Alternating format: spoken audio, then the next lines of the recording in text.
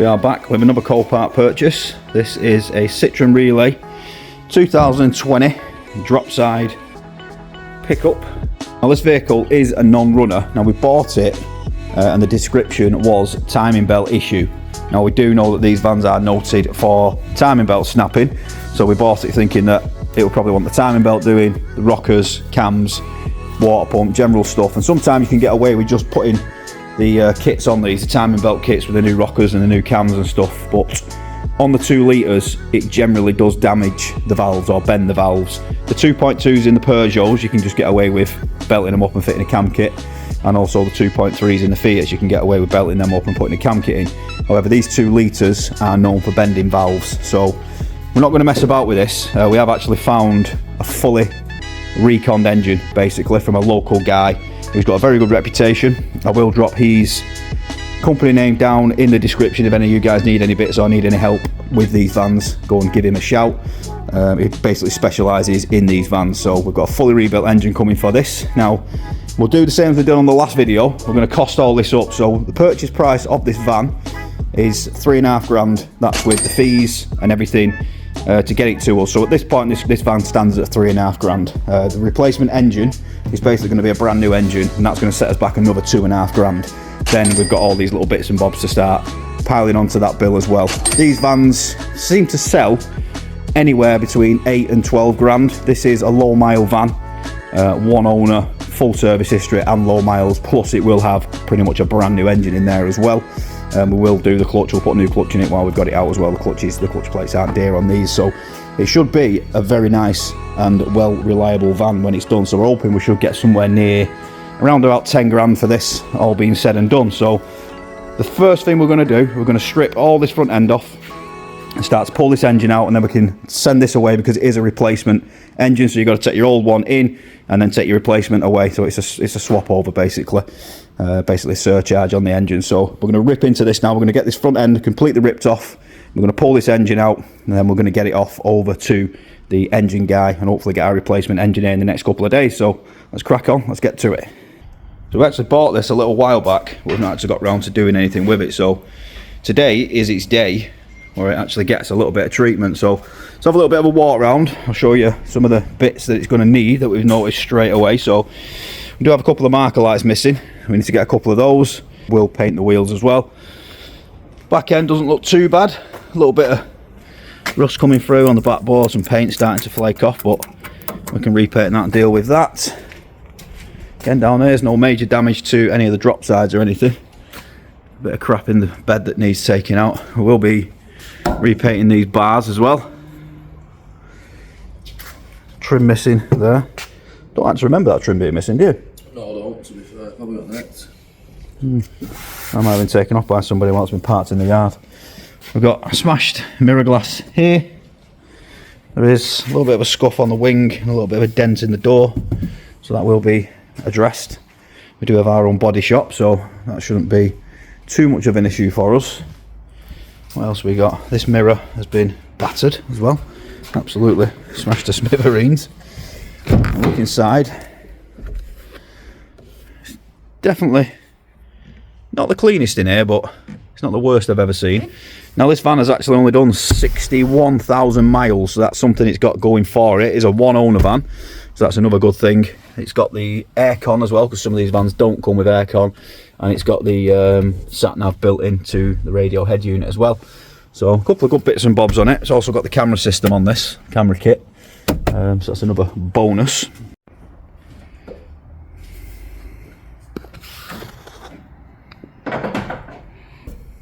So there we have the little 2 litre engine buried deep down in there. As you can see, there's lots and lots of stuff going on under here. So we're not entirely sure what we're in for at this point, because we never took one of these engines out of these vans, but we're guessing it's going to be a lot easier just to rip this whole front end off just to get access and pull the engine out through the front. So we're going to start with taking the headlights out, taking the front grille off, front bumper off, slam panel and all that, and then work our way into the engine.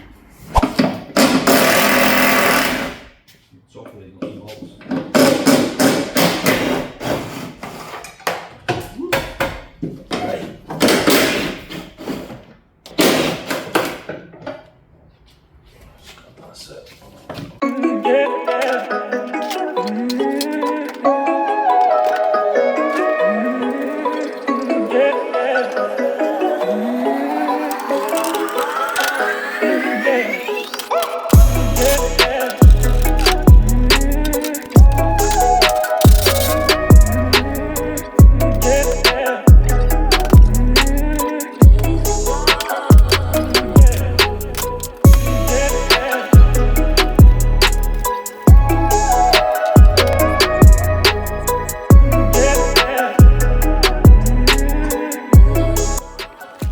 got a bag full of bags, and what we're going to do is start to bag and tag everything, so we know where all the nuts and bolts go back, to make life a little bit easier on the rebuild.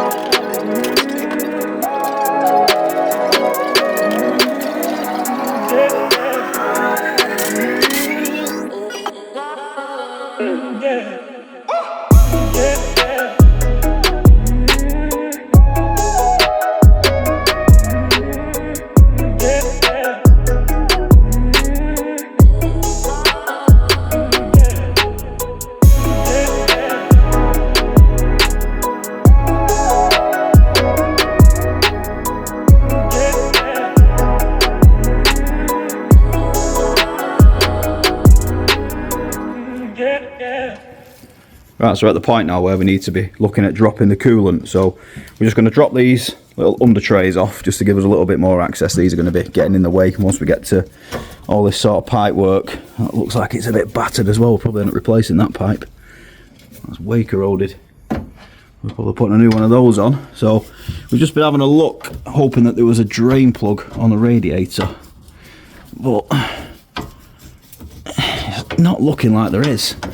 So we're probably just going to have to drop one of the hoses and sort of catch it in a bucket and hope we don't get covered in it. One thing I did forget to mention earlier is that we have actually tried to start this van, and it did actually fire up, but the engine was knocking very, very loudly. We took the oil filler cap off and it was like a steam train. There was so much pressure coming out of there. I've never seen anything like it. And when we put the cap back on, it actually started to rev up and start to run away with itself. So at that point we sort of stalled it pretty quickly. What's that? Wiper blade. Wiper blade in the front bumper. Okay, don't need that. Yeah, so we stalled it pretty quickly, and we've not tried to restart it since, because this starts to run away with itself. We're going to be in for a little bit of trouble trying to turn it off. So we know the engine's canned. It's not worth messing about with this. By the time we've stripped it all, tried to rebuild this engine ourselves, it's just going to be too much labour, too much cost. So it just makes more sense to get this replacement engine for the £2,500. We know it's right, and it comes with warranty as well. So that's one of the main things.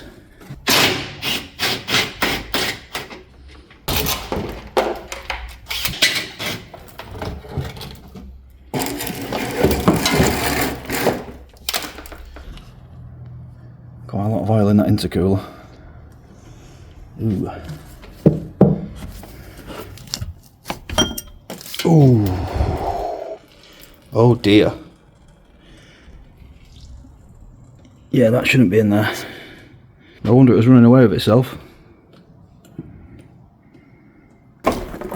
Hey.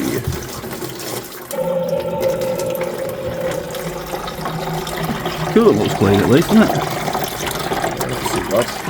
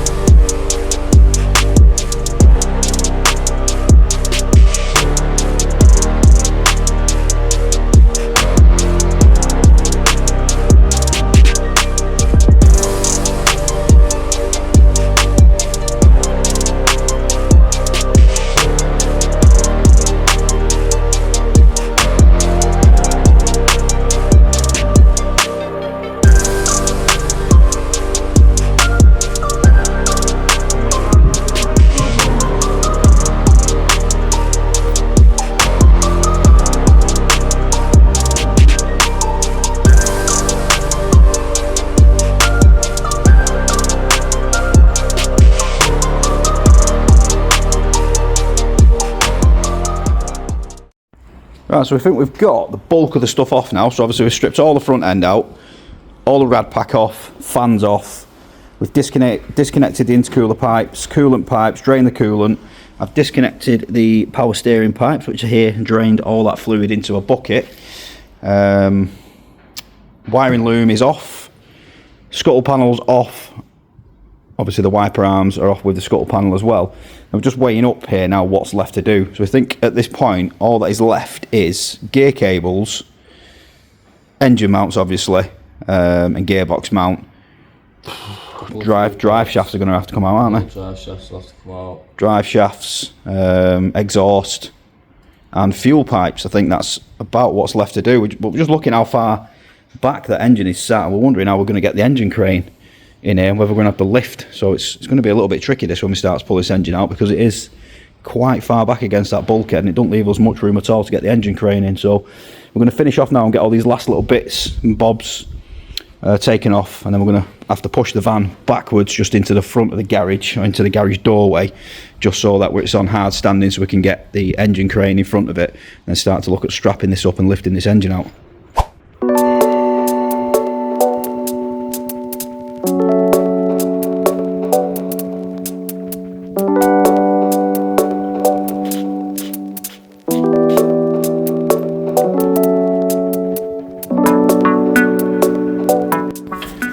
Right, so we're at the point now of basically drive shafts out, engine mounts, and this thing should come out. We just had a bit of a battle with the exhaust clamp because it's in a right nightmare of a spot. The bolt is rusted solid, so we've had to cut it off and we've had to get in there with a massive recip saw to cut through the clamp, so we are going to need a new clamp for that. So Carl's just dropping this bottom ball joint off now, and we're hoping that the drive shaft will pull out of the CV boot, because if you look down there, the shaft actually travels then through a bracket and all the way over to the other side where the gearbox is, but the bolts for that bracket are an absolute pig to get at, so we're hoping we can separate this from this UJ and the other side doesn't look too difficult. So we're just going to try and drop this ball joint off now. Hopefully, all going well, this drive shaft will come out easy enough.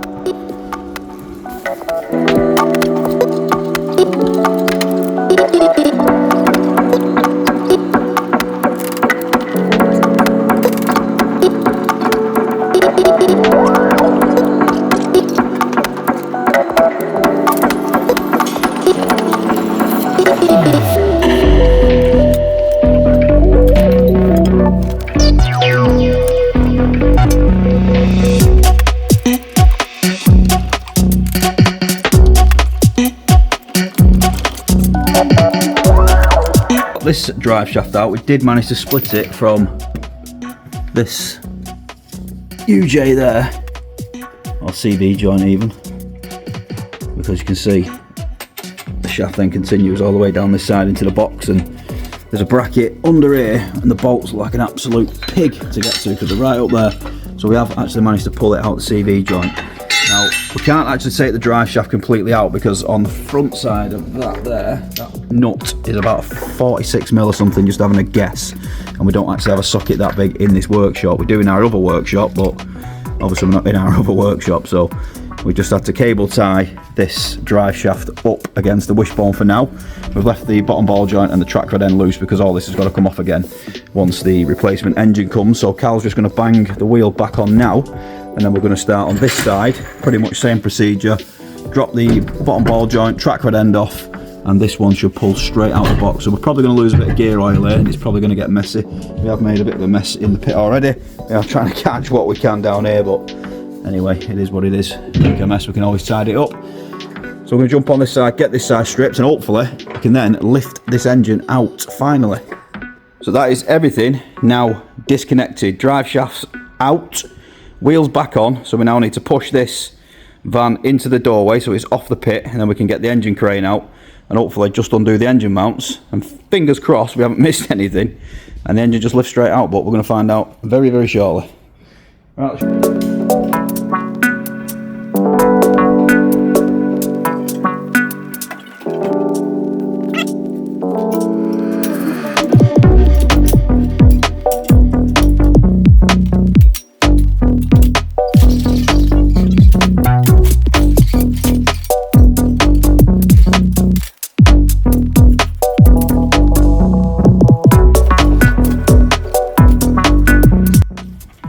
So that is the crane in position. The engine is now strapped up. We're not sure entirely how this is going to balance once we get the engine mounts off. It might tip one way or whatever.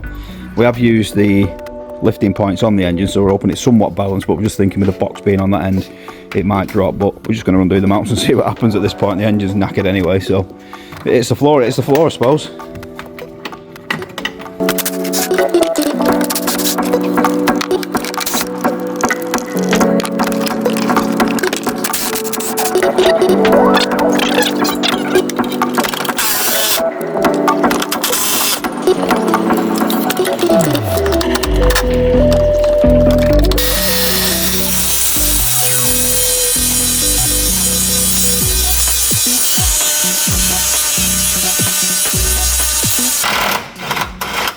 Hell, you put my poor little gun through its paces then, didn't you?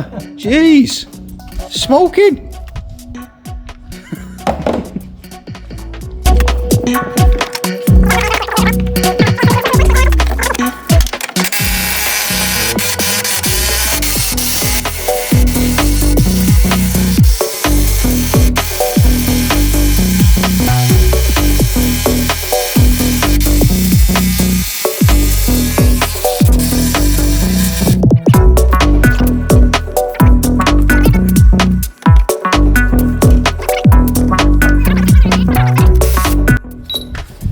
Right, so we are now ready for coming out.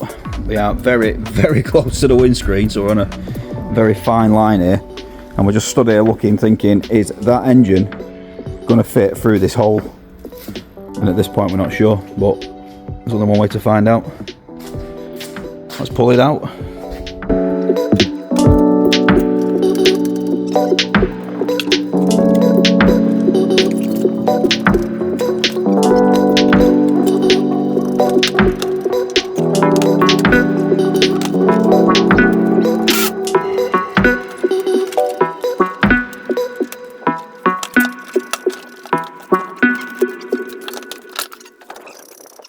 So there we go, the engine is out. That was a bit of a mission, I'm not going to lie. This is the first time we've ever removed one of these engines from one of these particular vans as well, so it was a bit of a learning curve. But I don't think we did too bad. How long did it took us to get this engine out, Cal? What time did we start? About 8:30.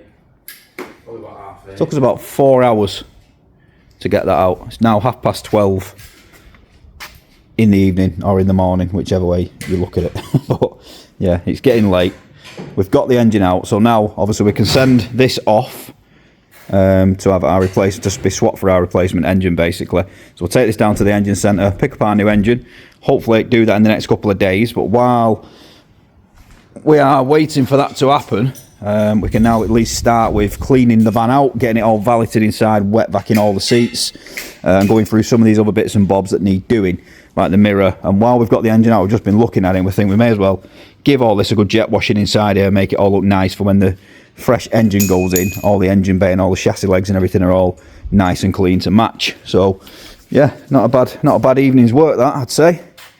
But I think we are going to leave this one here, guys. Hopefully next time you see this van, we will be putting the engine back in it and hopefully even getting it up and running in the next episode. So if you have enjoyed this episode, if you have, please do give us a thumbs up. Please like and share this video. Don't forget to hit that subscribe button and we'll see you all in the next one.